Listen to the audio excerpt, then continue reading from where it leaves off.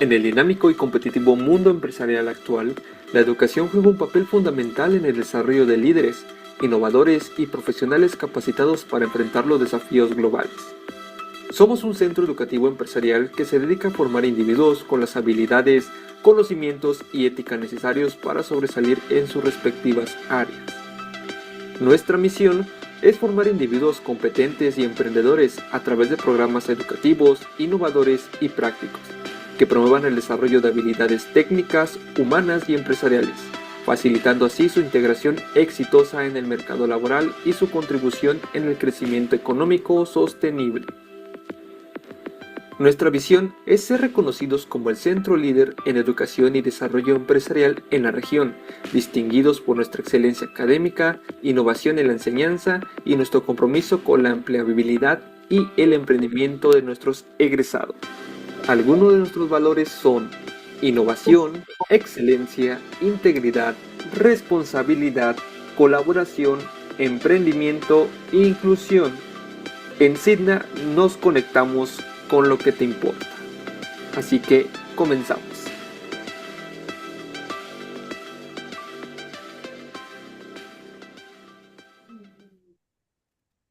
Buenas noches, muchísimas gracias. ¿Cómo están? Bienvenidas, bienvenidos. Gracias para estar en este segundo día. Hemos iniciado puntualmente. Muchísimas gracias a quienes llegan puntual a la cita del día de hoy, segundo día de este seminario de cultura de agua. Me da muchísimo gusto saludarles nuevamente en vivo y a todo color desde la zona sur de la Ciudad de México. Nos encontramos por acá ya en casita. Pues es un día muy interesante nuevamente para su servidor. Es inicio de mes de nuestro segundo medio año. Se nos ha ido rapidísimo, no sé ustedes, pero el 2025 va a todo vapor. Y bueno, pues es en esta misma dinámica, en esta misma dirección de cambios, de grandes cambios, de cambios de época, no solo de época de cambios, sino de cambios de época, en donde pues hemos desarrollado y seguimos desarrollando diferentes estrategias para seguir adelante y para lograr que, bueno, pues nuestro camino, nuestra ruta, lo que vayamos a dibujar desde cada una de nuestras trincheras, pues logre tener impacto. ¿Ok? Me da mucho gusto saludarles. Voy a ocupar el día de hoy una presentación nuevamente para dirigir mi charla, relacionarlo con un par de proyectos, tres proyectos en realidad, pero me voy a enfocar a dos de ellos principalmente. eh, y que nos ayudan, nos pueden ayudar precisamente a identificar esta situación de cómo podemos ir logrando un mejor desempeño, ir buscando que nuestra promoción, que nuestra participación en los temas ambientales, pues en donde nos desenvolvamos, ¿no? Cada quien nos desenvolvemos por lo que hemos visto el día de ayer. Ustedes son unos profesionales, la mayoría tienen ya una licenciatura, una maestría, incluso doctorados, están en diferentes disciplinas, están en diferentes sectores, están en diferentes regiones del país y sin ninguna duda considero que son un recurso humano fundamental precisamente para lo que se viene, para esos futuros de cambio que se vienen y que necesitamos cada vez más personas con muchos elementos, con muchas competencias, con muchas actitudes, hábitos y valores que nos ayuden precisamente a impulsar lo que desde Signa y desde la Universidad de México, desde la Facultad de Ciencias de la UNAM, desde muchos sectores que venimos trabajando desde hace años en el tema ambiental, bueno, pues estamos verdaderamente ante una antesala de cambios importantes, ¿no? De estrategias importantes, ¿ok? Entonces, pues en ese sentido, en ese terreno, me gustaría comenzar con este tema de la presentación. Voy a revisar si ya tenemos ya tenemos habilitado el tema de compartir. Excelente, muchísimas gracias. voy a apoyarme de este tema de la presentación y ay, se me olvidó apagar mi cámara, pero ahorita desde acá la apagamos para que el internet no se nos vaya a caer por ahí. ¿Ok? Bueno, recuerden, voy a utilizar el modo de presentación total, básicamente para optimizar el tema de la imagen. Por ahí, pues, les pido con todo respeto el tema del manejo de los micrófonos, el tema del manejo del chat, para que ahí en ese espacio, sin ninguna duda, puedan colocar todas y cada una de sus preguntas, de sus inquietudes, de sus comentarios, de sus saludos, ¿por qué no? Ya varios de ustedes nos saludan desde donde están conectándose. Entonces, ese espacio del chat es para que lo vayan utilizando. Vamos a ir interactuando a lo largo de la clase, como lo hicimos un poquito el día de ayer, y dependiendo del tiempo que tenemos programado, pues también vamos a intentar hacer alguna intervención con algunos de los participantes. ¿Ok? Entonces, pues es un gusto para mí nuevamente estar aquí con ustedes. Voy a buscar mi puntero y en este segundo día pues me gustaría iniciar con un repaso de lo que vimos el día de ayer. Quienes no pudieron estar el día de ayer, quienes no pudieron, ahí pónganlo en el chat. Y si hoy ya, a partir de hoy, se conectan con nosotros, excelente, ¿no? Los que estuvimos ayer, revisamos precisamente aspectos muy importantes del tema de la sostenibilidad como una gran ruta, como un gran eje, avenida de trabajo que en realidad tiene muchísimas, muchísimas formas de ver las cosas, porque estos futuros que podemos plantear y planear tanto para el planeta como la humanidad son verdaderamente cruciales, ¿no? Sabemos que son múltiples los desafíos que están enfrentando todas y cada una de las sociedades en el mundo y México pues no se queda atrás. Sin ninguna duda, en todos y cada uno de los territorios mexicanos hay muchas actividades y muchas cosas que abordar. El tema del agua es un tema transversal, es un tema que nos afecta a todos, nos involucra a todos, nos responsabiliza a todos y en muchas medidas todos podemos, sin ninguna duda, encontrar soluciones, ¿no?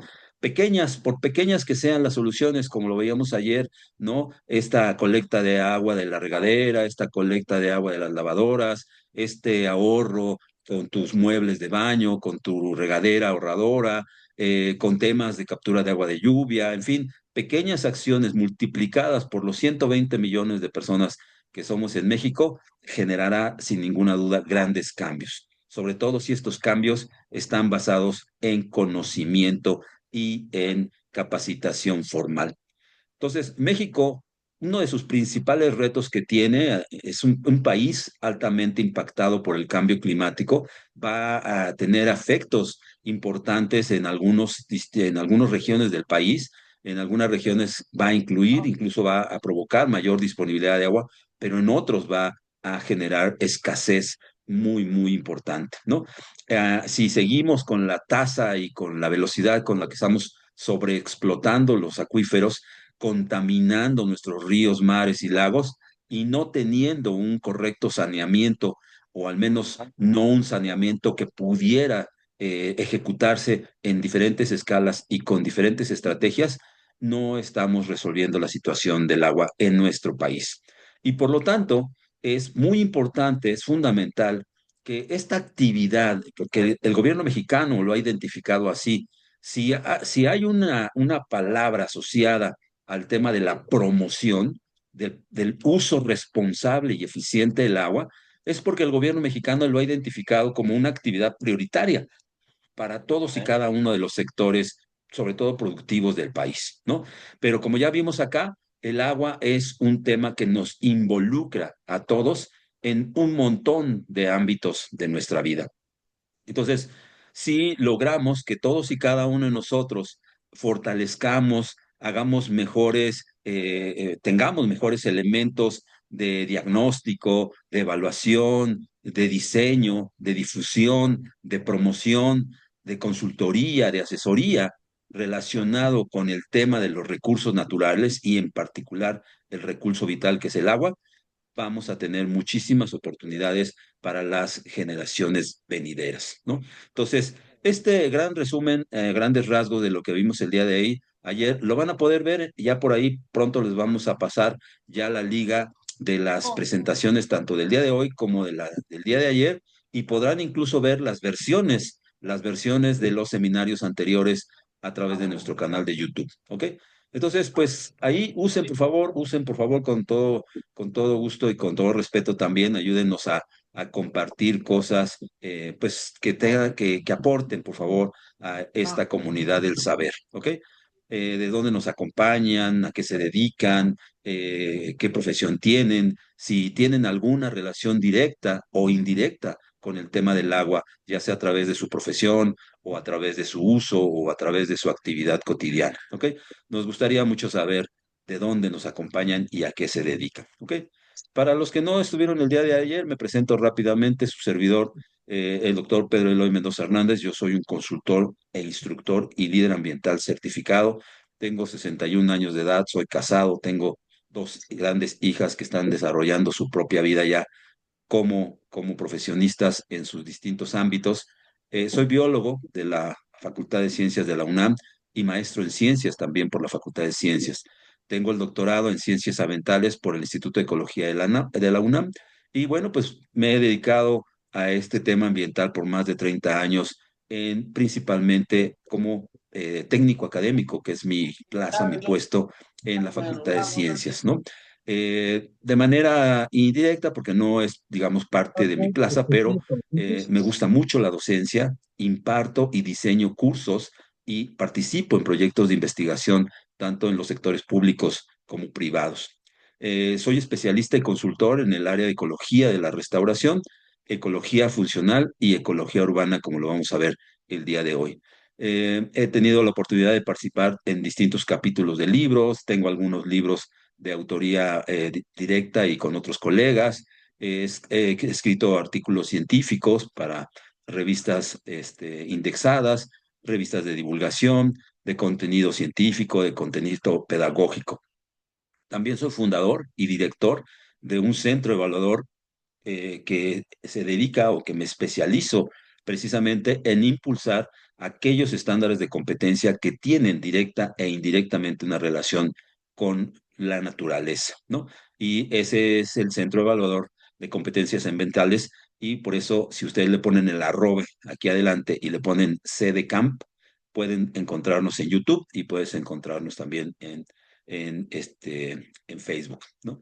Eh, no solamente tengo mis títulos, mis cédulas, sino que también, como les decía el día de ayer, identifico y tomo muy en cuenta lo que los estándares de competencia me aportan desde el punto de vista de actividades muy concretas, muy pertinentes, de altísima importancia para resolver cosas el día de hoy y sobre todo para trabajar en términos de resultados.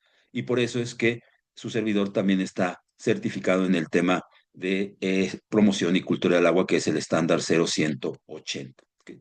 Entonces, bueno, pues el día de hoy me gustaría involucrarme más y dirigir mi plática de este seminario del segundo día de promoción de cultura del agua, de ecosistemas, ¿no? Promoviendo estos ecosistemas limpios, sanos, sostenibles y desde luego bajo una lógica de proyectos socioambientales, porque como se los platicamos ayer, Signa también tiene un componente de asociación civil y por lo tanto tiene un altísimo compromiso de colaboración y de trabajo con diferentes sectores, ¿no? Entonces lo vamos a ver un poquito más adelante y pues ahí por ahí Patti nos compartió precisamente en el transcurso del día de hoy una visita que se tuvo con una autoridad municipal precisamente en en este sitio en donde se está llevando a cabo el proyecto, ¿no? Bueno, vamos a comenzar. Vamos a hablar de este fenómeno planetario, de este ciclo que es el tema hidrológico, que es el ciclo del agua. Voy a referirme de manera muy sencilla y muy rápida a las fases, digamos, más importantes, llamémoslo así, las fases más reconocidas del ciclo planetario del agua, ¿no? Cada una de ellas en realidad requeriría de un análisis muy cuidadoso, de una segmentación, de un análisis por escalas, de un análisis por distintos componentes, pues incluso una valoración a partir de temas como la física, la química, la biología y desde luego el tema del territorio, ¿no? Como la orografía, la geografía, entre otros fenómenos. Pero vamos a visualizar este tema del ciclo del agua como este proceso de movimiento de las partículas de agua desde un escenario que, pues sin ninguna duda es, como decíamos ayer, el elemento clave de inicio para temas de movimiento del agua en el planeta, ¿no? Que es nuestros mares o el océano planetario que tenemos, ¿no? Este océano planetario interactúa directamente con nuestra principal fuente de energía, que es el sol, ¿no? Por eso no es nada trivial y es muy pertinente hablar de la Madre Tierra y del Padre Sol como un escenario de altísima interacción y de identificación del inicio precisamente de distintos procesos de vida a partir de estos fenómenos planetarios, ¿no? El Sol a lo largo de su historia, a lo largo de su desarrollo, a lo largo de su proceso también como cuerpo celeste, ha tenido y tendrá una buena cantidad de distintas etapas, ¿no? Hoy en día se habla, varios especialistas del tema del Sol, se habla de que está teniendo ciclos, de que está teniendo fumarolas, de que está teniendo zonas frías, de que está aumentándose ciertas manchas, de que está habiendo una dinámica particular, ¿no? Digamos, en este periodo, en estos últimos 20, 10, 15 años, y eso, sin ninguna duda, nos afecta de manera directa al planeta, ¿no? El planeta Tierra tiene su componente atmosférico y un montón de características que no voy a profundizar el día de hoy, pero que ayudan y claramente son el escudo que permite que estos rayos que si pasaran de manera directa, como ocurre en otros cuerpos celestes, bueno, pues sería realmente una energía letal, ¿no? Prácticamente haría que no existiera, o al menos tendría que ser otra forma de vida por el tipo de energía y por el tipo de interacciones que ello generaría, ¿no? Pero gracias al tema de la atmósfera terrestre, su grosor, su composición, su dinámica, es como precisamente hablamos de una atmósfera que amortigua estos rayos solares, permite el paso de cierta energía, de cierta cantidad también ya evaluada y conocida, estimada por diferentes proyectos y por diferentes modelos, ¿no? Para diferentes regiones del país y impacta de manera directa en, obviamente, todo el planeta, pero a nivel de las partículas de agua es el momento en el que favorece este inicio del ciclo del agua, ¿no? Que sería la evaporación, ¿no? Unas capas pequeñísimas, a veces de unos cuantos centímetros, unos cuantos decímetros de moléculas de agua, es lo que al día se está convirtiendo en todo el planeta en esta gran humedad, en esta generación de gases, en esta generación de nubes y que, bueno, hoy en día los especialistas también señalan que es muy favorable este tema de ahorita de los ciclones y de las tormentas tropicales y de los huracanes, porque sin ninguna duda es una fase en la que en temas termodinámicos, ¿no? En temas de variaciones de presión y de variaciones de temperatura, este fenómeno o estos fenómenos de movimiento del agua desde los mares está contribuyendo a no, digamos, no enfriar de manera como se quisiera, porque el cambio humano debido al calentamiento asociado a la liberación de carbono, sobre todo en los últimos 30, 40 años, es todavía mucho más fuerte de lo que el mismo planeta ha podido compensar por años, ¿no? O por siglos. Entonces, sin embargo, es muy significativo y muy revelador cómo este enfriamiento del planeta, hasta unos cuantos grados, ¿no? Está basado precisamente en la posibilidad de evaporar agua de nuestro océano planetario, ¿no? Eh, Aquí es donde yo siempre digo, no existe ninguna planta desalinizadora, ninguna planta desalinizadora tendría la capacidad de generar agua sin sal, como es precisamente el tema de la evaporación, ¿no? Porque cuando el agua se evapora, logra, con base en sus moléculas y con base en sus características físicas, precisamente cambiar de estado de líquido a gaseoso, pero liberarse a la vez de los minerales que están disueltos en ella y por lo tanto no arrastra o no arrastra mucho, porque sí arrastra algunas partículas y desde luego cuando ya entra a la atmósfera, arrastra polvos, arrastra microorganismos, arrastra bacterias, arrastra incluso restos de materia orgánica, arenas, ¿no? Como las de los desiertos. Entra en otra lógica también de contacto con otras partículas, pero digámoslo así que el agua que empieza a generar estas grandes nubes y este fenómeno de condensación es claramente una agua ya altamente desalinizada, ¿no? Entonces, estos dos procesos son fundamentales para el inicio del ciclo del agua planetario y bueno, pues esto contribuye sin ninguna duda a este fenómeno muy conocido y que hoy en día pues claramente afecta, sin ninguna duda, genera complicaciones, genera pérdidas humanas, genera pérdidas materiales. ¿Por qué? Porque el agua, pues el agua simplemente digamos, ella se basa, el agua como ciclo y como recurso, se mueve en función de la orografía del terreno.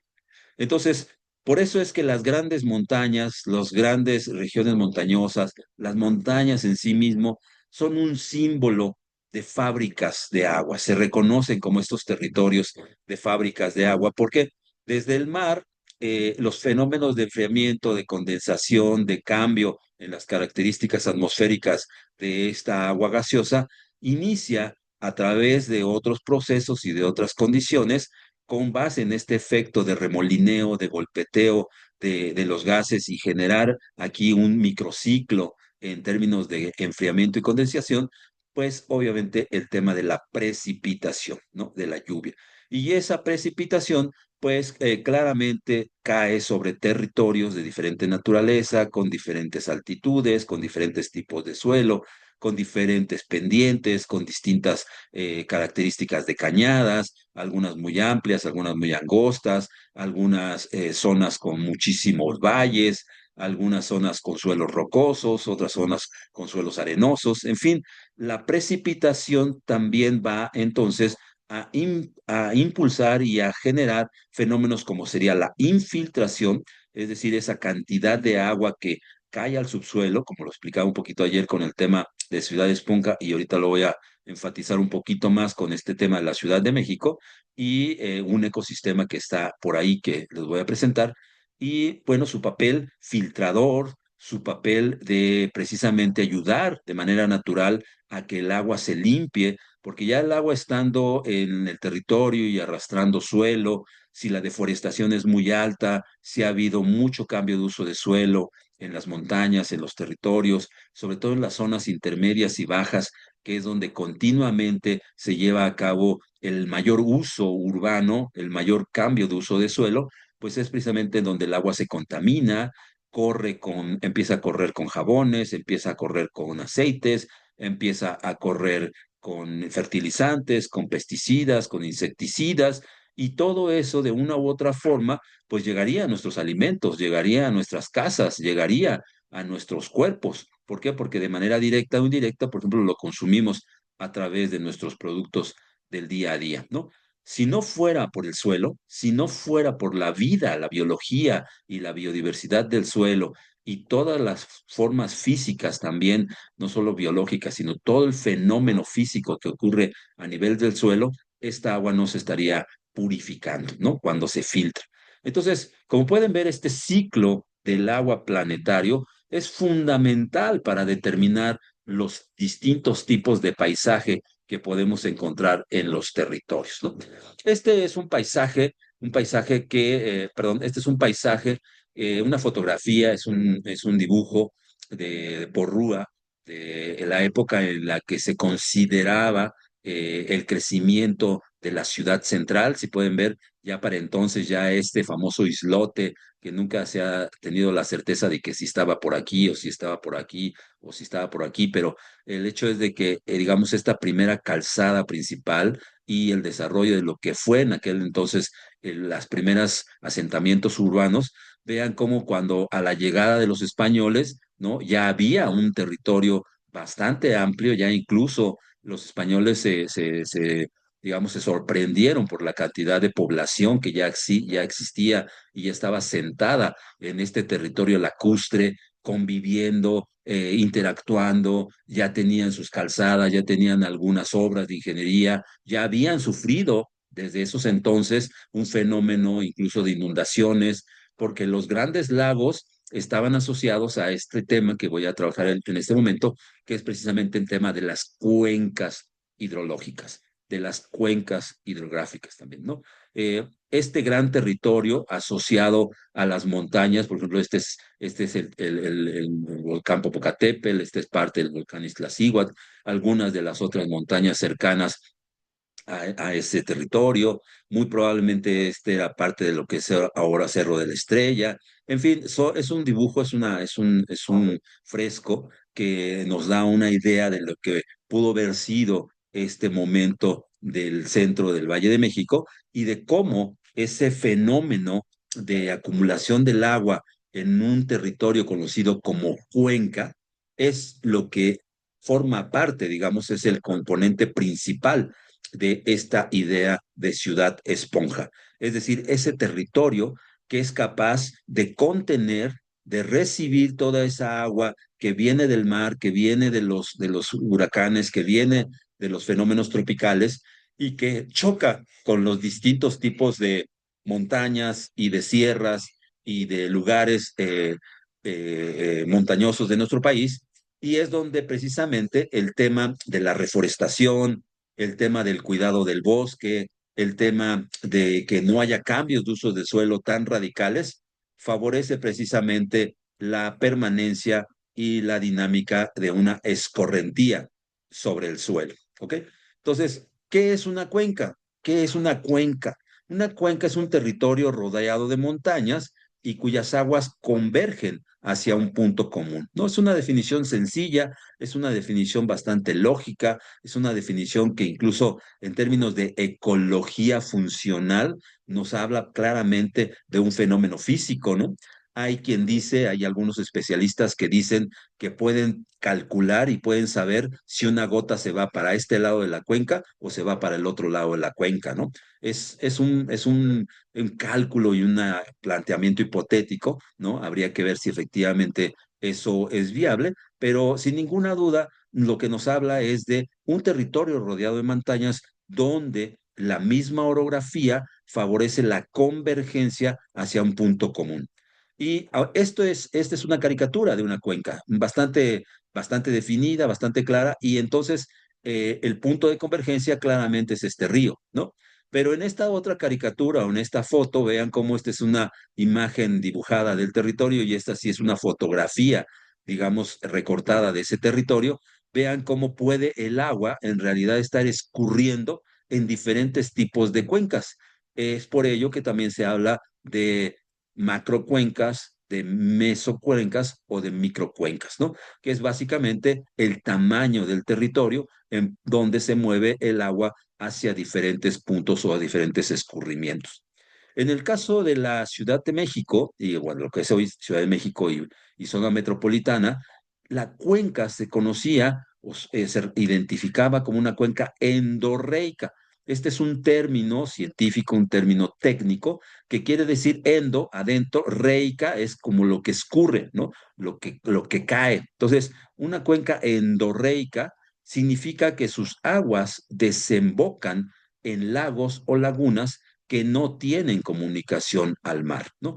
Esto es lo que teóricamente se generó durante cientos de años, miles de años en el centro del país, ¿no? Lo que hoy es la parte central de México, y que sin ninguna duda es algo que caracterizó y le dio forma a este tipo de paisajes, ¿no?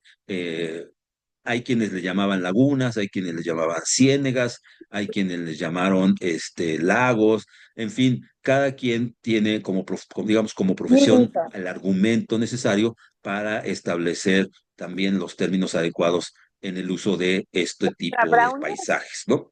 Entonces, estas cuencas endorreicas en realidad también tienen lo que se conoce como cuencas abiertas o cuencas que sí tienen contacto con el océano, ¿no? Esta es una caricatura de una cuenca endorreica como lo que es en Ciudad de México y esta es una caricatura de un gran territorio que, por ejemplo, pudiera tener contacto hacia el mar, ¿no? Imagínense que esta montaña la vemos para allá y de ese lado está el mar, el océano.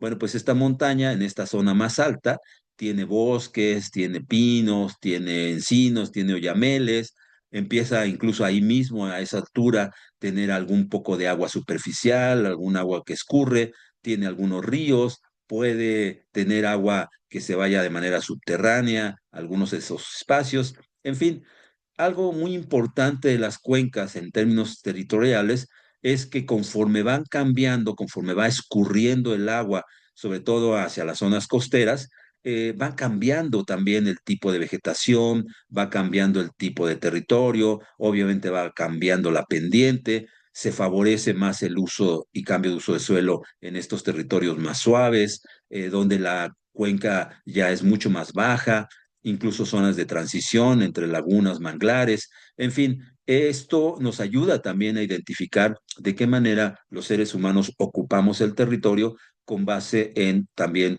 sus beneficios o nuestros beneficios y lo que aportan los ecosistemas. ¿Ok? Eh, ¿Qué queda? ¿Qué queda de ese gran lago? ¿Qué queda de ese gran sistema de cuenca endorreica? Quedan varios ejemplos, ahorita vamos a ver dos. Uno de ellos es la Ciénega de Tláhuac, perdón, y otro es Xochimilco. Permítanme un tantito. Uno de de estas ciénegas que ya están claramente invadidas, como pueden ver, pues es un mapa de la ubicación de la alcaldía Tláhuac hacia la parte ya que conecta con Chalco en el Estado de México. Estas zonas más cafecitas, más rojizas, todavía siguen siendo medianamente terrenos de cultivo, ya desafortunadamente ya no se cultivan como antes, pero por lo menos no se han utilizado ni se han todavía urbanizado, como por ejemplo en esta zona donde claramente ya se ve el tipo, ¿no? Se identifica claramente el patrón de urbanización que hace una ciudad, ¿no? O al menos un poblado. Se nota claramente a nivel aéreo, a nivel espacial, y esto es una habilidad que podemos aprender, que nosotros podemos conocer, cómo hacer un mapa, cómo hacer un vuelo con dron, cómo utilizar un GPS, cómo utilizar un sistema de información geográfica para conocer distintos aspectos del territorio y, por qué no, establecer distintos proyectos de intervención y de promoción, en este caso, de cultura del agua o de promoción ambiental. ¿Okay? Entonces, estas herramientas también de mapeo del espacio, del mapeo del territorio, los puede uno trasladar a escenarios un poquito más de tipo esquemático, ¿no? Aquí vean cómo está parte del Valle del Chalco, parte del lago de Jico, el canal en esta zona donde viene o transita estos lugares y vean la ubicación de lo que hoy queda o ya casi queda de los famosos lagos, casi cuatro lagos que quedaban de la Ciénega de Tláhuac, ¿no? Eh, es un territorio muy interesante, muy bonito. Se está buscando ya en Ciudad de México desde hace varios años implementar una política y una serie de proyectos de recuperación, de restauración, porque aquí lo que se buscaría es llegar al ecosistema lo más natural posible. Sin embargo, bueno, pues ya es un sistema que yo le llamo un paciente en terapia intensiva, ¿no?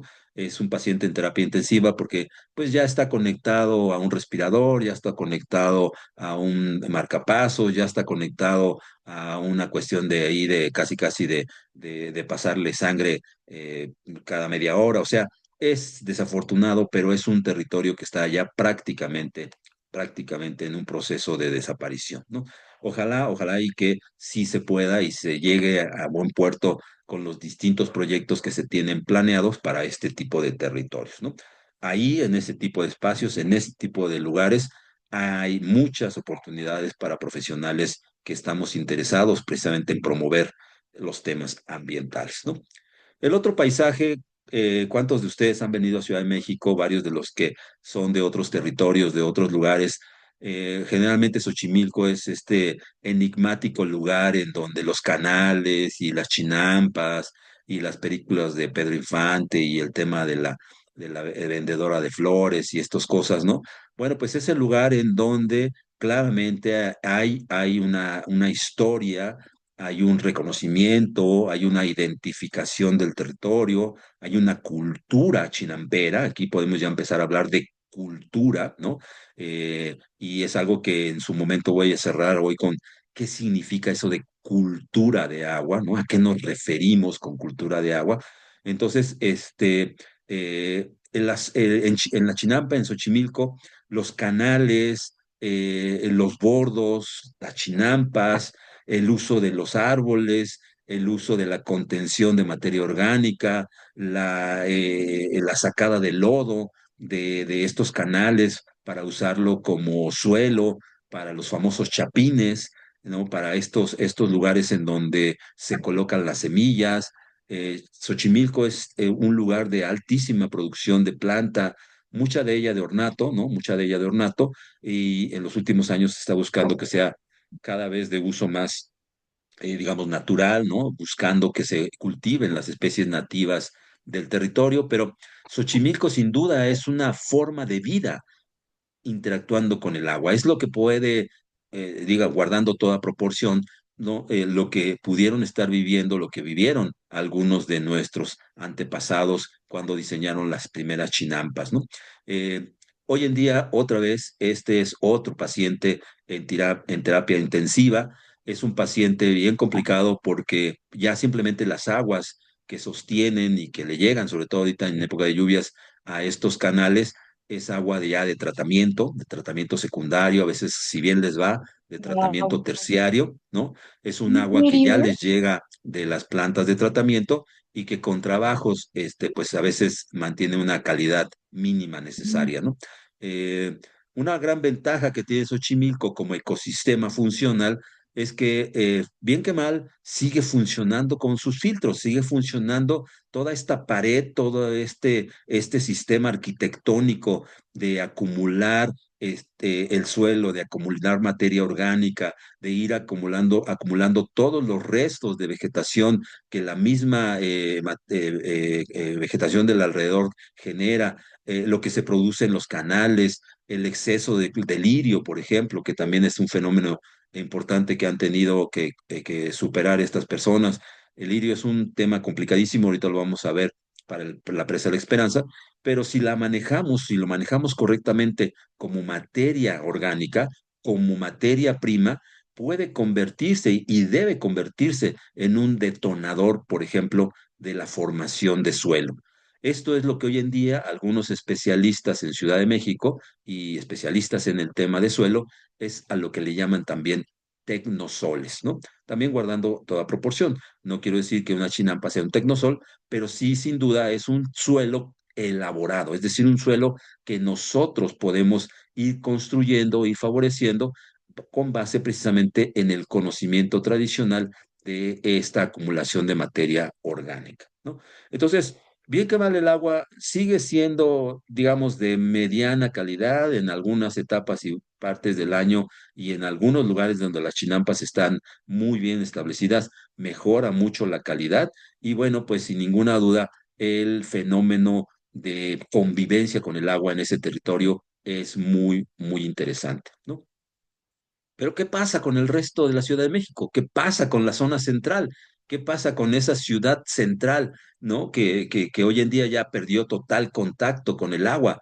Ya claramente es una ciudad típica española, es una ciudad en donde todo está con base en unas cuadras, con base en un centro histórico, con base en, pues en los castillos, sí, es una ciudad maravillosa, este centro histórico del país es un lugar claramente enigmático por todo lo que representa para la historia, para el mundo, para México, pero también cómo se ha ido desarrollando, ¿no? De manera, pues como les decía ayer, de manera monstruosa también, ¿no? En prácticamente todas las direcciones. Y hoy en día, bueno, pues ya prácticamente hablamos de este modelo y este fenómeno conocido como metrópoli, ¿no?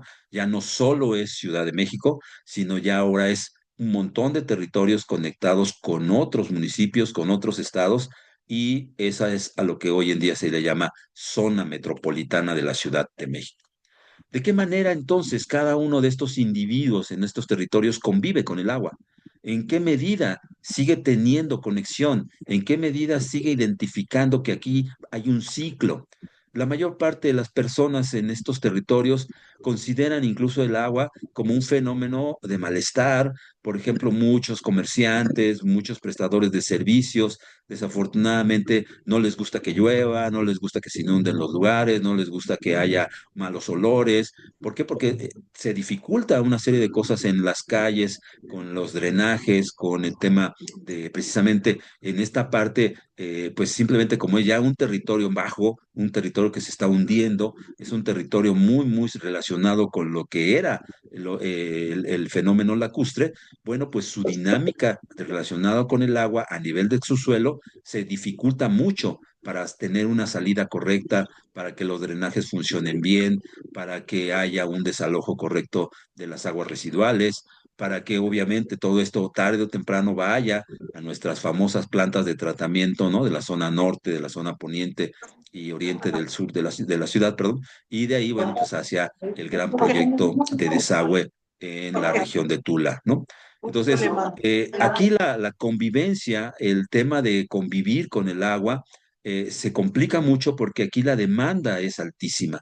Aquí las personas, todos y cada uno de nosotros, como decíamos ayer, tenemos en México una demanda muy alta de agua, ¿no? Por persona.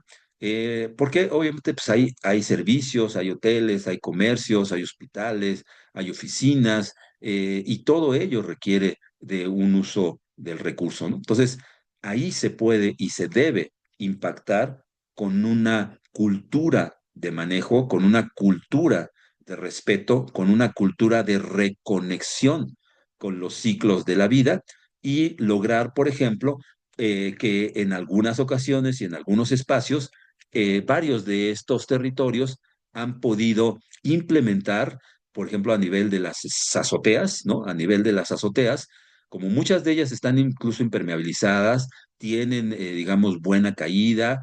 Ya ha habido cada vez más ejercicios y más proyectos de capturar y de retener, contener y favorecer en algunos casos la infiltración de agua a partir de las azoteas, ¿no?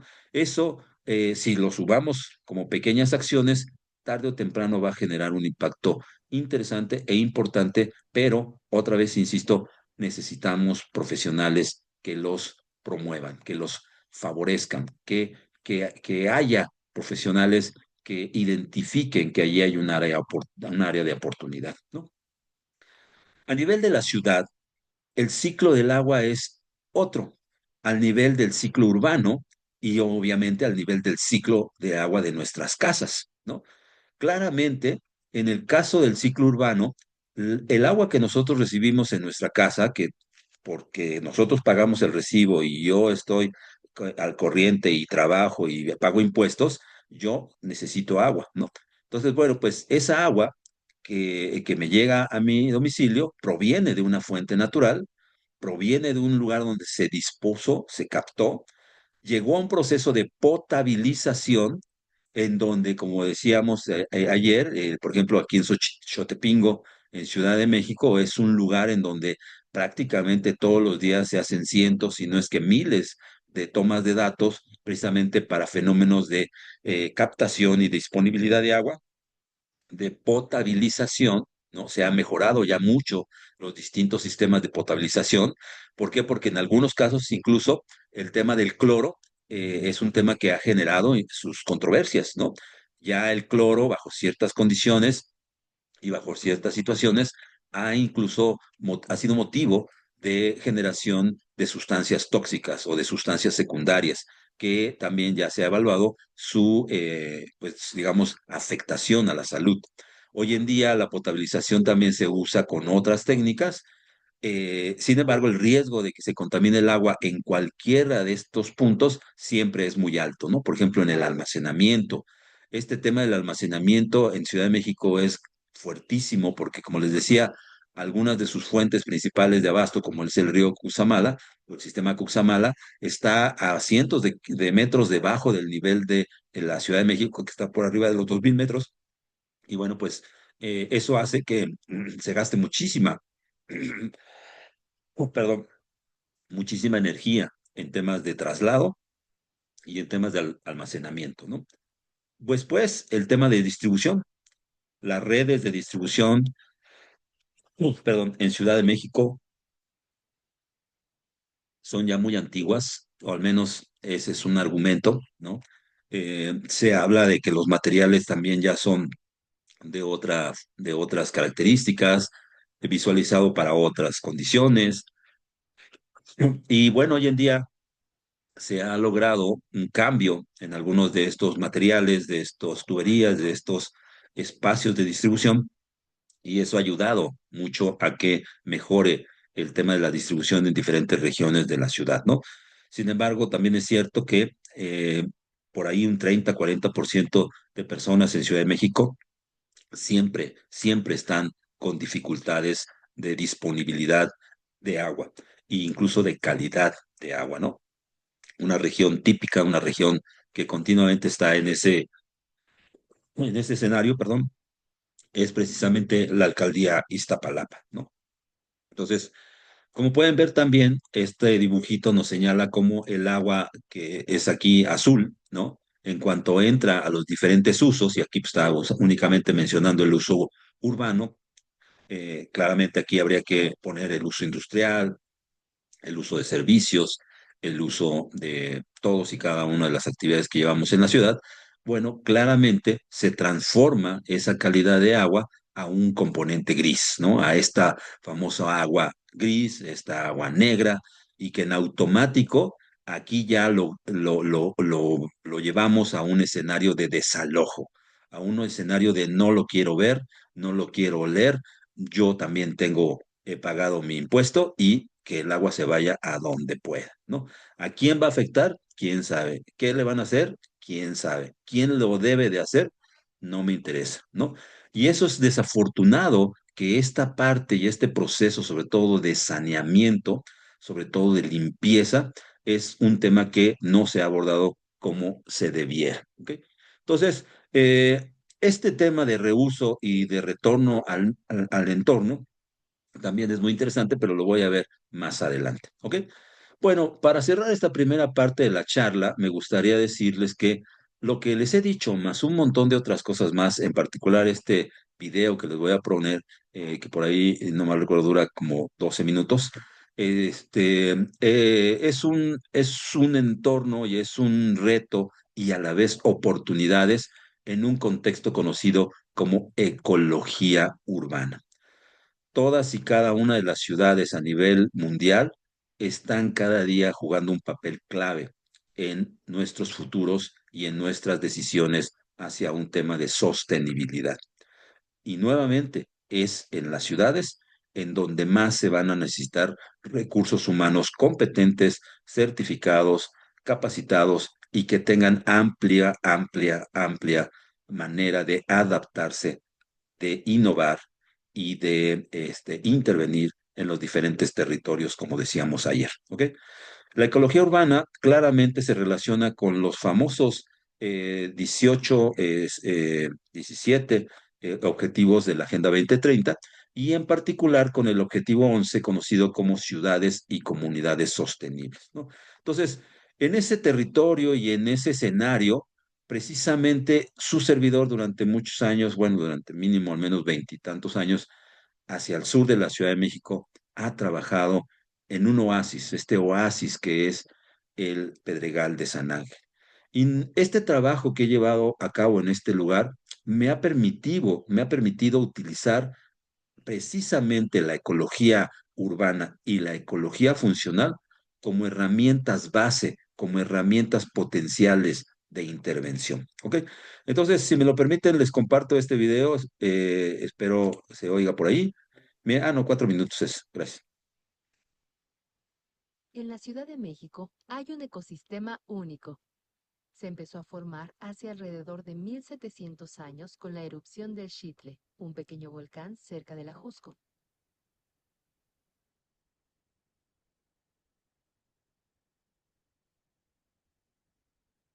El derrame de lava creó lo que ahora conocemos como el Pedregal de San Ángel. Después de que la lava se enfrió, se formó una gruesa capa de roca donde las plantas iniciaron la colonización. Sin embargo, la roca volcánica actuó como un filtro seleccionando a las especies que podían crecer con muy poco suelo y con poca agua. Entre las especies sobresalen líquenes, helechos, algunas especies suculentas con forma de roseta como las tememetlas, las conchitas y los magueyes. Poco a poco, otras especies fueron colonizando. A mediados de 1940 se inició la urbanización de la colonia Jardines del Pedregal, y en 1950 se puso la primera piedra para la construcción de la ciudad universitaria. Fue precisamente en ese año que Jerzy Rendowski, renombrado botánico, estudió minuciosamente la vegetación de todo el Pedregal.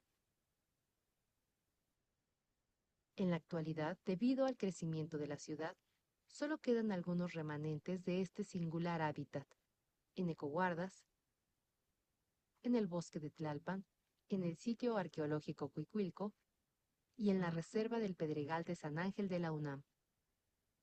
En este espectacular ecosistema viven más de 2000 especies. Sobresalen el palo loco, el copal, el cuajiote, la oreja de burro, el ocelosóchit, el lirio azteca y la dalia roja, el girasol morado, el helecho dorado y el culantrillo. También lo han colonizado el pirú sudamericano, el eucalipto australiano y la bola africana del rey. En el Pedregal vive la cascabel de cola negra y la lagartija espinosa de collar, junto con otras 20 especies de reptiles, varias especies de ranas, alrededor de 155 especies de aves, entre los que sobresalen 10 especies de colibríes y 3 especies de carpinteros. En el otoño, junto a otras aves migratorias, llegan una docena de pequeños chifes con plumas de colores grises, amarillos, negros y blancos que regresan a Canadá en la primavera. Es fácil encontrar al ardillón de las rocas o a la ardilla vientre rojo. Otros mamíferos más difíciles de ver por sus hábitos nocturnos son la pequeña zorra gris, el fascinante cacomixtle y el mitológico tlacuache. Durante la época de lluvias, además del espectáculo de las flores de muchos colores, es posible observar más de 130 especies de mariposas y polillas, 70 especies de escarabajos y una docena de libélulas y caballitos del diablo. En la reserva del Pedregal se ubica el maravilloso Jardín Botánico del Instituto de Biología de la UNAM, fundado en 1959. Este jardín es el segundo más antiguo de nuestro país y contiene una gran representación de la gran diversidad de plantas de México. Los habitantes de la Ciudad de México tenemos la oportunidad de visitar este espectacular ecosistema y disfrutar a sus milenarios y singulares habitantes. Conoce las plantas y animales de los parques urbanos y al visitarlos colabora subiendo tus observaciones a los proyectos de naturalista.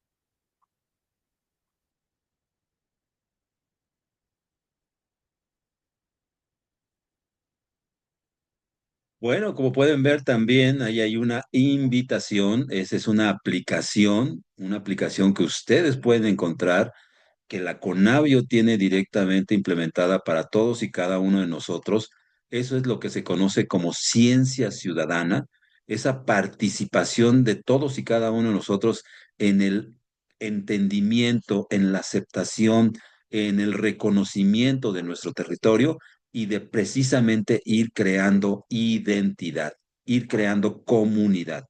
Y eso es una parte primordial que hacemos todos y cada uno de los que nos desarrollamos en este tema de la promoción ambiental. Pocas son las materias y pocas son las licenciaturas o maestrías que tienen como tema principal desarrollar las habilidades y destrezas de un promotor.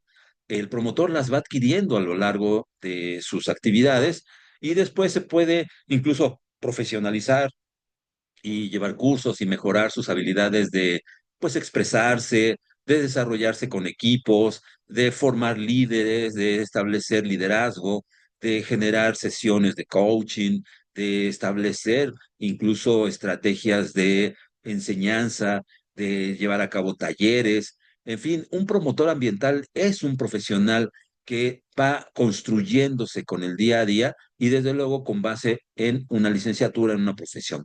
Pero esto no es solamente exclusivo de los profesionistas. A mí me ha tocado y de verdad estoy muy emocionado como en muchos territorios de México, de los que su servidor conoce, he identificado y conocido a muchas personas de comunidades, de regiones naturales, de poblados, incluso personas que ni siquiera saben leer y escribir y son excelentes promotores ambientales. Son excelentes promotores de sus espacios, de respeto, de cuidado, de entendimiento, de conocimiento de las dinámicas de sus territorios. Y eso, si lo logramos profesionalizar, si lo logramos llevar de manera correcta a través de metodologías, a través de herramientas ya diseñadas por el gobierno de México, ya establecidas como un tema prioritario, bueno, pues nuestro país tiene, mañana nos va a dar toda una clase, Pati, de eso, de cómo a través de un mecanismo como son los estándares de competencia,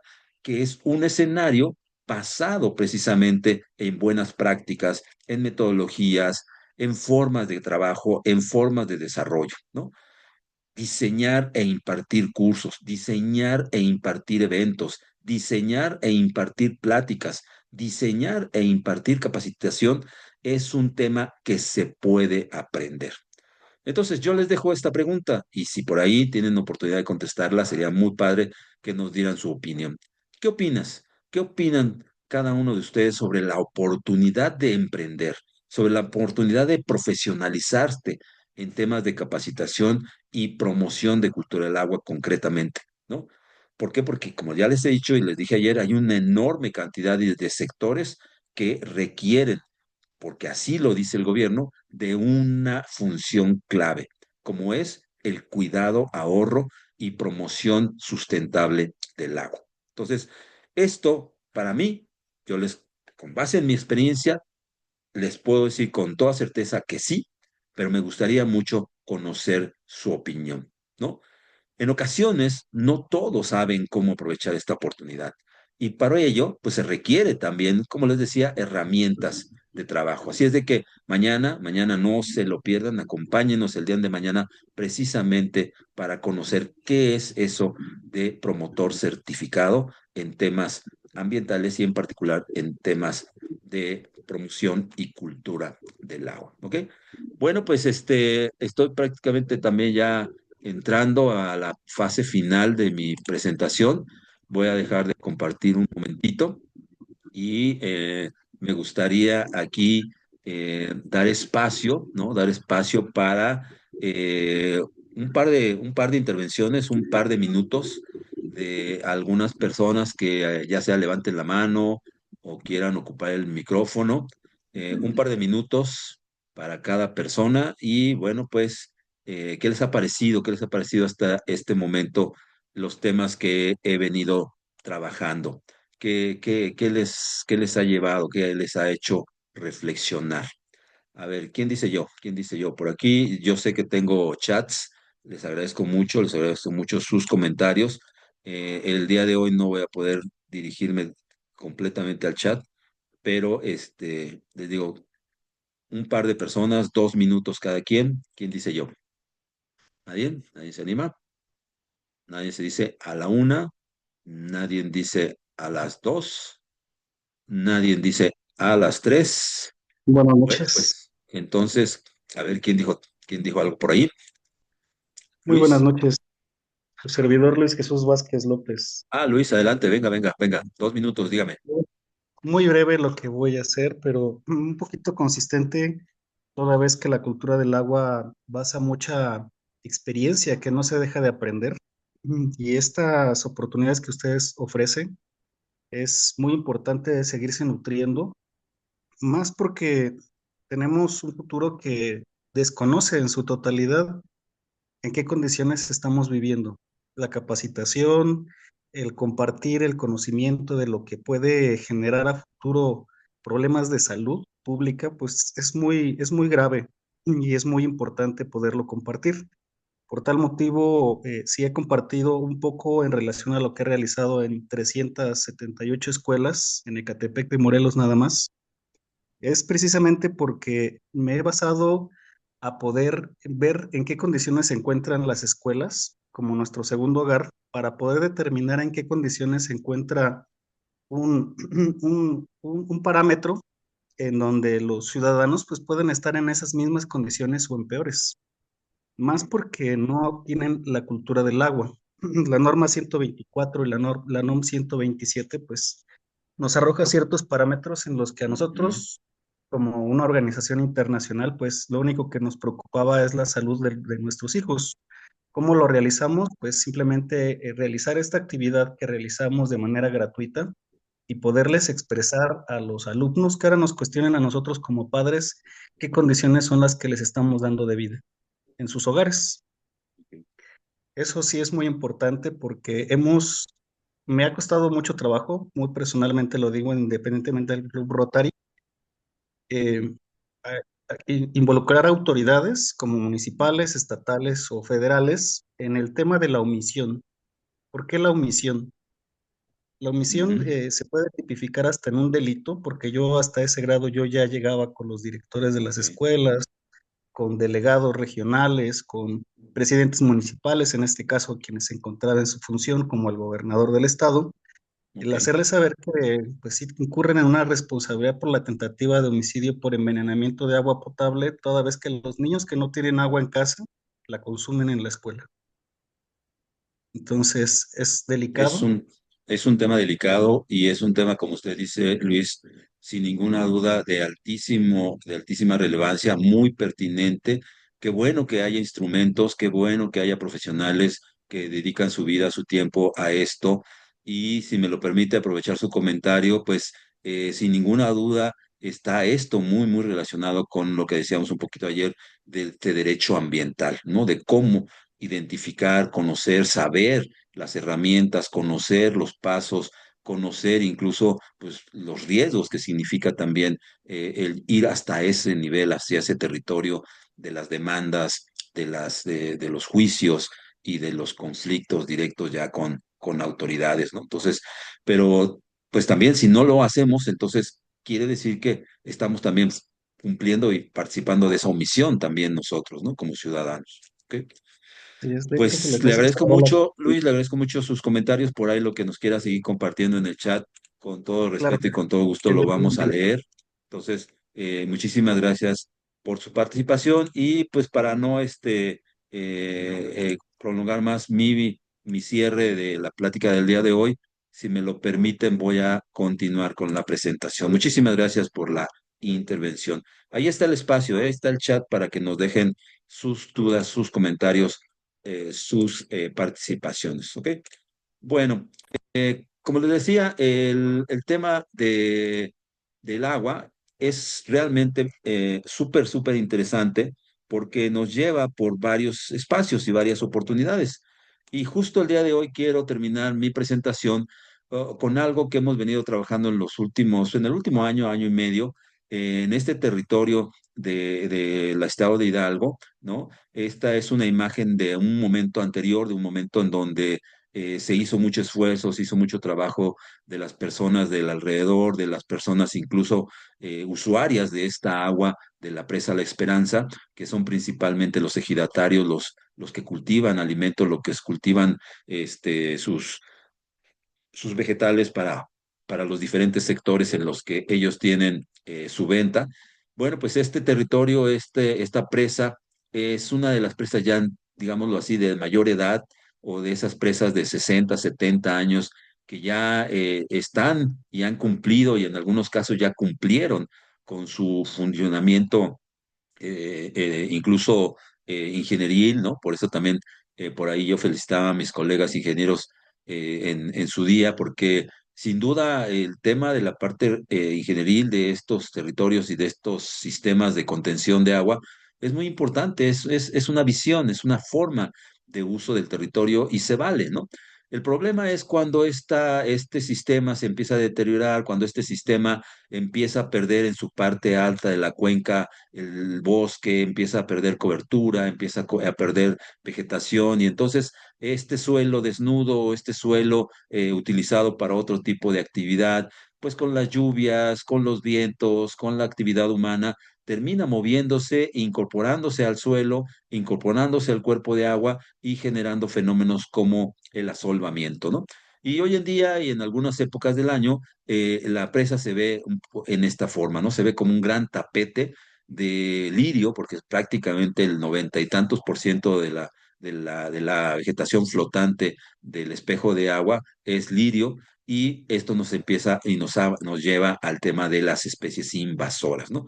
No voy a poder profundizar el día de hoy, pero es un tema muy importante que habría que verlo y de hecho lo vemos como una área de oportunidad. Ahorita lo van a identificar, ¿no? Entonces, bueno, pues estos grandes cuerpos de agua o cuerpos de agua que en un origen tenían incluso una profundidad mayor y tenían un sistema y tenían una contención y tenían una depuración y una serie de cosas, conforme las cuencas y conforme los territorios aledaños van siendo cada vez más hostiles o más difíciles, porque ya no hay que contenga ese suelo que se arrastra, bueno, pues genera un fenómeno de asolvamiento que ya deja solamente un pequeño espejo de agua y por lo tanto claramente cambia las condiciones del lugar, ¿no? Esto interviene de manera muy directa, por ejemplo, en la calidad del agua, en la calidad de intercambio de gases, en la calidad y cantidad de luz, obviamente en la calidad y cantidad de biodiversidad, tanto de las especies que flotan, de las especies que se asientan, de las especies que van a los sedimentos, y es sin ninguna duda un área, un momento en el que también el lugar se puede contaminar con metales pesados, con insecticidas, con fertilizantes, con químicos, ¿no? Tenemos un dato esperanzador, ¿no? Que un dato bonito, bueno.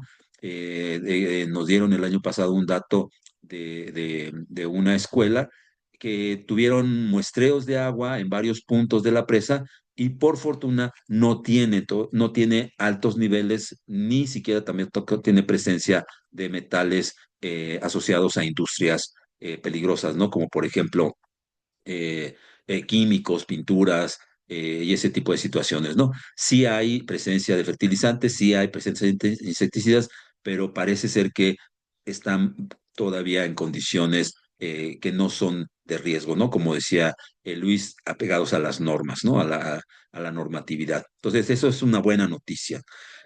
Sin embargo, bueno, pues claramente este territorio ha cambiado mucho de lo que es sus características, sus condiciones, y precisamente uno de los proyectos que iniciamos para este lugar y con base en una convocatoria que aplicamos como asociación civil a la National Geographic, a la cual pues llegamos prácticamente a las últimas etapas de selección del proyecto. No fuimos afortunados, no tuvimos el apoyo de los $50,000, pero bueno, pues casi casi nos dijeron, sigan trabajando, sigan haciendo cosas y para la próxima vuelvan a meter su proyecto, ¿no? Entonces, como les decía, los ejidatarios de estos territorios y sobre todo Cuenca Abajo y Cuenca, sí, espacio abajo de la presa, son los primeros interesados en que el agua esté limpia, que el agua esté en un proceso correcto de saneamiento, y ellos sin ninguna duda también tienen mucho interés de participar y de conocer y de aprender en qué pueden hacer desde sus entornos y qué pueden hacer desde sus mejores prácticas y mejores cultivos, mejores manejos, para que también el agua que ya vaya para fuera de su sistema, pues no vaya a afectar a otros territorios, ¿no? Entonces, es un sector bien comprometido, bien interesante. Tengo que ser claro y sincero, también es difícil, ¿no? Cada ejidatario, cada grupo, cada autoridad, pues en ocasiones también tienen sus dificultades, también tienen sus intereses, tienen sus tiempos. No es fácil a veces involucrarnos en las asambleas, no es fácil que nos inviten a participar en sus reuniones, en sus asambleas.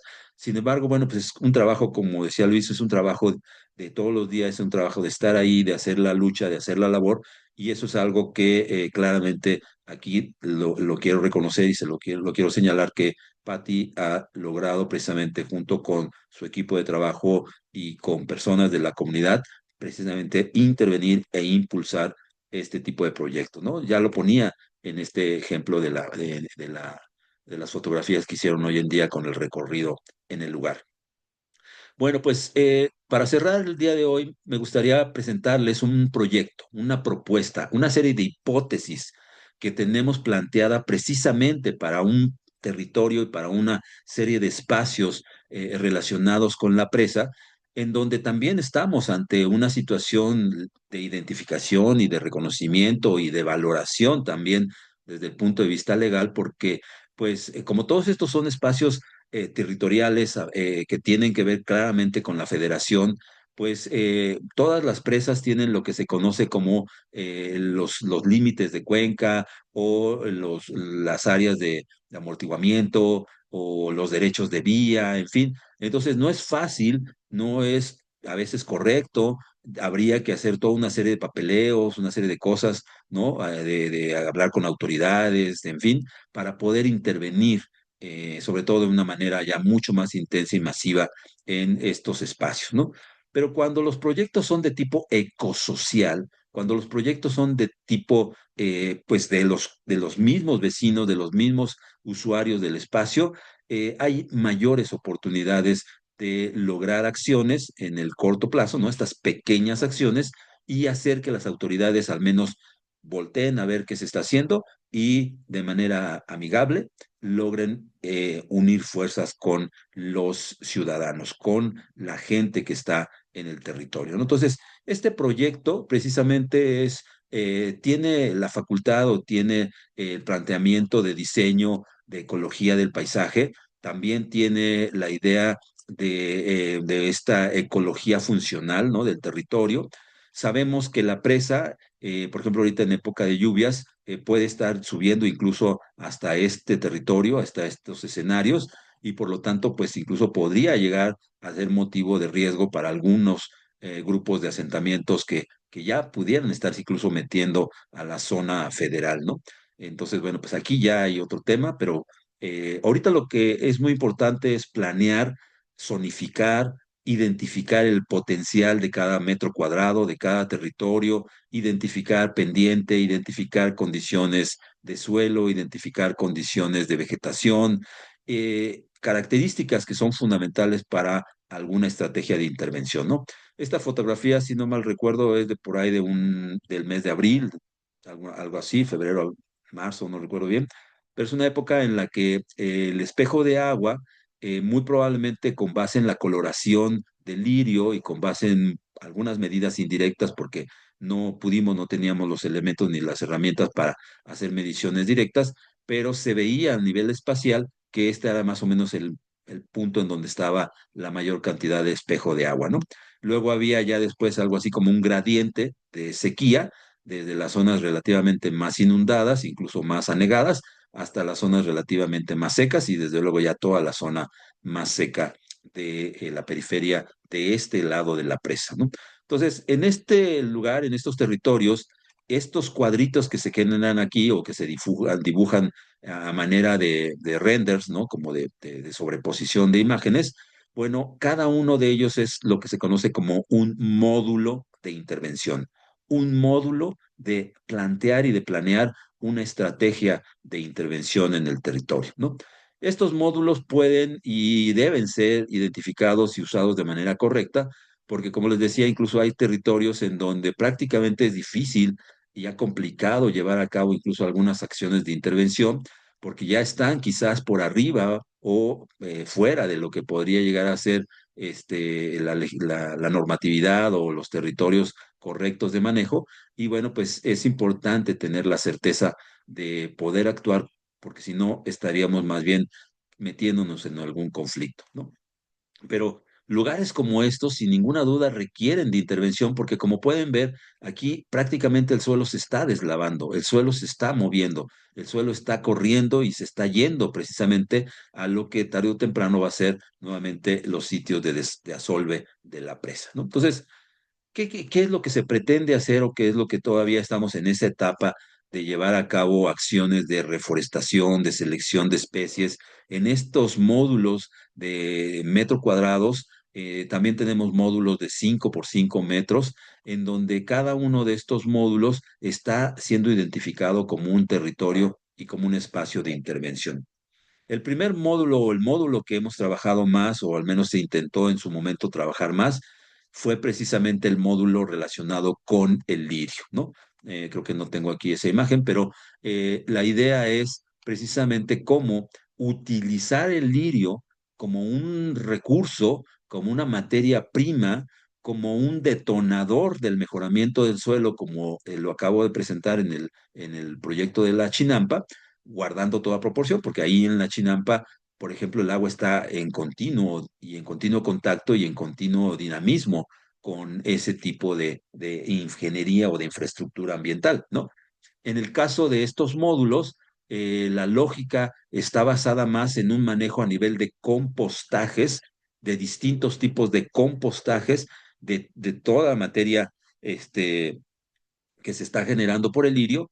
Y antes de meter los módulos vegetales, la idea es mejorar la calidad del suelo, al menos de los primeros 30 centímetros de los distintos módulos que estamos interviniendo, precisamente a través del enriquecimiento y del composteo del lirio, ¿no? Hay varias técnicas, hay varias propuestas de composteo que se están llevando a cabo y en esa idea, bueno, incluso hasta se tiene pensado una cuestión, por ejemplo, pues como tipo, eh, estos, como tipo hornos, digamos, pero se me fue ahorita la palabra, ¿no? Como biodigestores, ¿no? Como biodigestores, que sería como un proceso mucho más rápido, mucho más intenso del proceso de descomposición del lirio. También sería que nos dieron los datos de calidad del agua. También en esa universidad nos dieron adelantos y nos dieron datos de cómo ellos también ya visualizan el tema del lirio como, como un recurso natural y recordamos, Pati y yo, que precisamente en ese momento los maestros, las maestras que estaban dirigiendo ese proyecto habían solicitado a los ejidatarios 1 tonelada de lirio precisamente para llevar a cabo sus diferentes proyectos de descomposición, ¿no? En nuestro caso, los grupos y los ejidatarios que nos ayudan y que nos colaboran a nivel local, a nivel de las colonias y de las calles más inmediatas a los territorios donde Patti también ya tiene asentado su vivienda.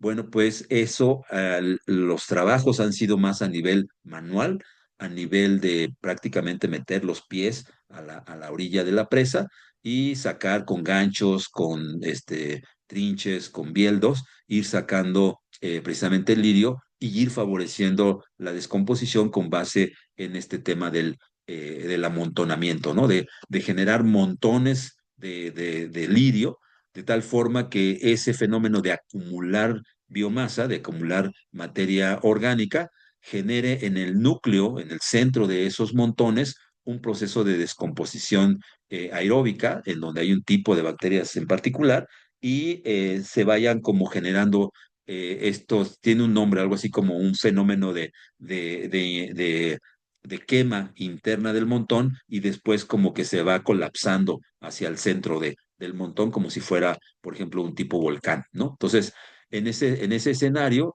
es mucho más lento el proceso, más artesanal, está claramente orientado a un proceso de enseñanza-aprendizaje, a un proceso de tipo colaborativo, a un proceso de tipo socioambiental, y es precisamente en donde se generan un montón de dudas y se generan un montón de preguntas.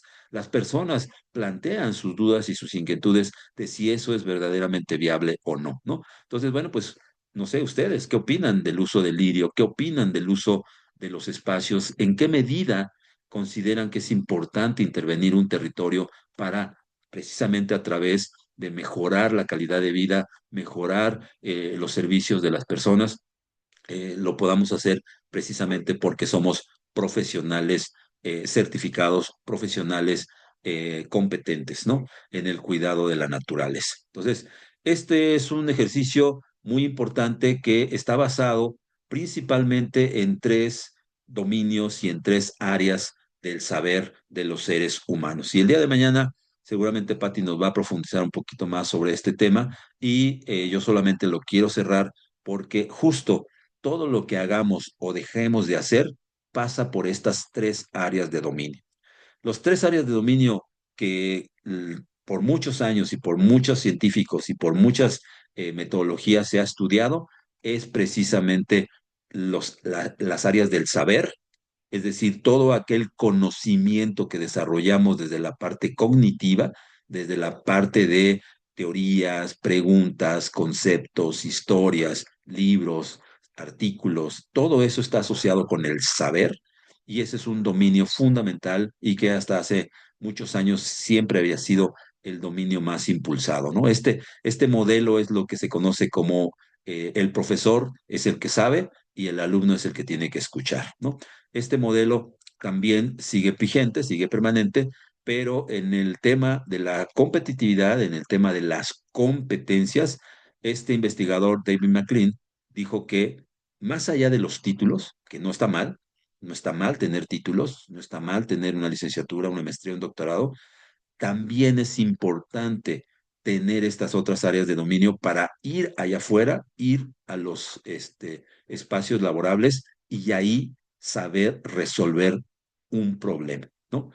Eh, el otro área de dominio es el área de dominio psicomotor, es decir, el saber hacer, que es también una de las grandes disciplinas y una de las grandes corrientes de la enseñanza-aprendizaje, en donde se estimula mucho el asunto de los premios, el asunto de los castigos, el asunto de también ciertos compromisos de para hacerlo o no hacerlo. En fin, hay autores que pues de alguna manera también tienen sus pros y sus contras en este tema del saber hacer. Y por último, un área que desde mi punto de vista está muy descuidada y es precisamente una parte por la que su servidor impulsa precisamente los temas ambientales, es que necesitamos reconectarnos con la naturaleza. Necesitamos volver a identificar la importancia de los ciclos de la vida, de los ciclos biogeoquímicos y de qué manera nosotros como seres humanos más allá de decir que le corresponde a la autoridad y que no, que le corresponde a la empresa, o sea, sí es importante identificar eso y señalarlo, y para ello hay instrumentos, para ello hay cosas como la denuncia ciudadana, como el señalamiento pertinente, el señalamiento preventivo, y son cosas que podemos utilizar, pero también hay una corresponsabilidad en el saber ser en esa área de dominio afectivo, en esa área de dominio de estar en contacto con la vida, con los seres vivos. Esa agua que yo uso, de alguna manera, es agua que no está usando la naturaleza allá afuera. Es agua que no está siendo utilizada por los microorganismos, por el suelo, por las bacterias, por las aves, por las ranas.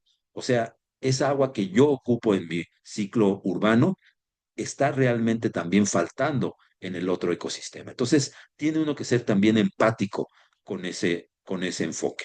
Y esa empatía, es precisamente este enfoque de empatía, de reconexión, de identificar lo que podemos hacer desde nuestros distintos territorios, como es el modelo de Signa, se basa en promover este concepto de competencias con mucho rigor y con una estructura metodológica bien soportada, claramente apoyada por un estándar de competencia como es el S0180, promoción de la cultura del agua, que sin ninguna duda es una herramienta que a mí me ha ayudado, que a mí me sirve para identificarme como un promotor, como un impulsor de la sostenibilidad, más allá de considerar mis grados académicos, ¿no?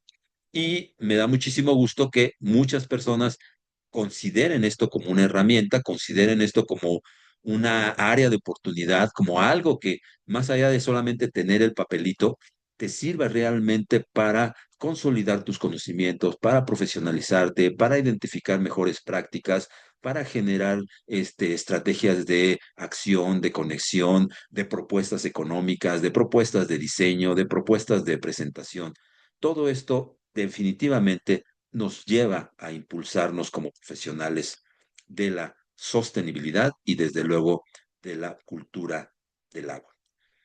Prácticamente he llegado al final y me gustaría presentarles justo el libro que les decía Pati ayer, que va a ser el libro que van a obtener todos. No es nuestro libro, tampoco no decimos que no está disponible. Quien lo encuentre ahorita en red y lo agarre, pues ya lo agarró, ¿no? O sea, ya está, se los estamos dando. Este es un documento que está ahí, es un documento del doctor Pedro Moctezuma Barragán, ¿no? Que es un científico de más de 50 años también de gran labor y de mucho trabajo en las distintas universidades de México, sobre todo en la UAM.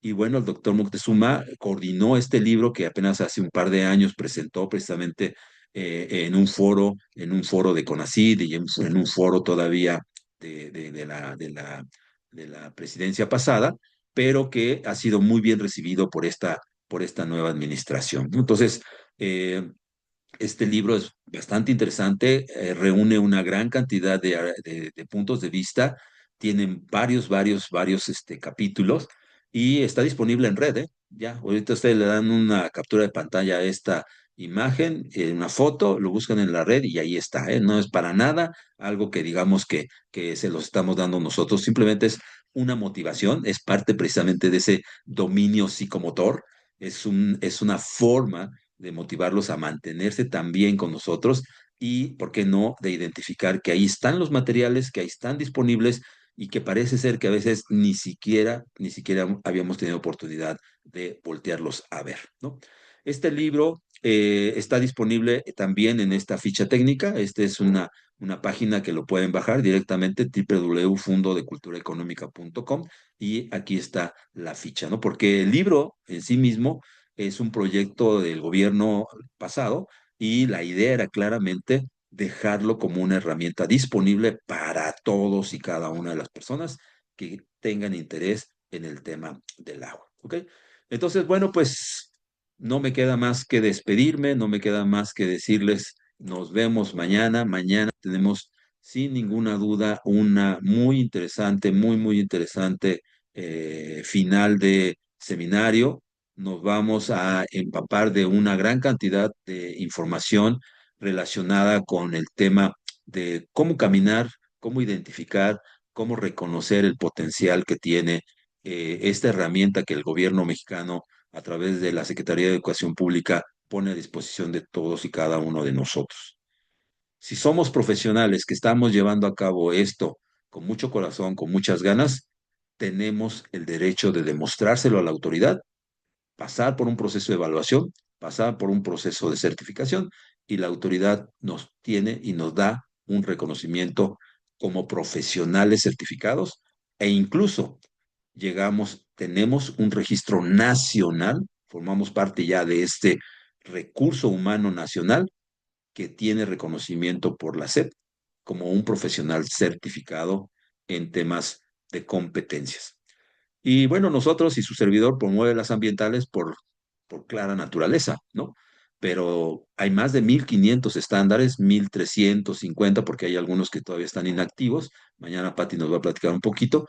Y otros que, pues incluso comparado con países como Alemania, como Japón, como Estados Unidos, como Inglaterra, que tienen 10,000, 15,000 estándares, pues México está prácticamente en pañales, ¿no? Entonces, pues mm, no hay tiempo ya prácticamente para alguna intervención. Hay tiempo para que, si gustan poner ahí en el chat, ya están poniendo algunos saludos, algunos agradecimientos. Gracias a ustedes, gracias por su tiempo, gracias por su escucha, gracias por su participación. Y bueno, pues esto es lo que nosotros impulsamos desde desde un entorno, desde una lógica de formalidad y sobre todo con mucho profesionalismo y con mucho respeto. ¿Ok? Entonces, manténganse atentos, manténganse en la comunidad, manténganse en el chat. Ahí vamos a estar poniendo esta información, vamos a estar poniendo la liga para el libro. Sigan bajando sus insignias también es una forma de ustedes colaborar. Participen en nuestro chat, participen en las comunicados y convocatorias que se hagan a través del WhatsApp, ¿ok? Acuérdense, tengan mucho cuidado con lo que leen y tengan mucho cuidado con lo que comparten, ¿ok? Así es de que ha sido un placer. Nos vemos mañana. Cuídense mucho. Hasta pronto. Gracias, gracias.